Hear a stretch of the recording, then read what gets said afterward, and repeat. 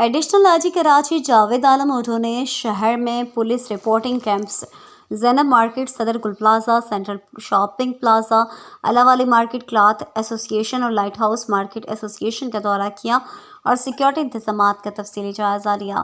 ہمارے chief reporter Karachi Javed Mahmood Arain کی report کے مطابق کراچی پولیس چیف جاوید عالم اوڈھو نے افسران و ملازمان کو اسٹریٹ کرائم کی روک تھام کے لیے پولیس پیٹرولنگ اور اسنیپ چیکنگ مزید سخت کرنے کے احکامات جاری کیے اور فل پروف سیکیورٹی کو یقینی بنانے کی ہدایت دی۔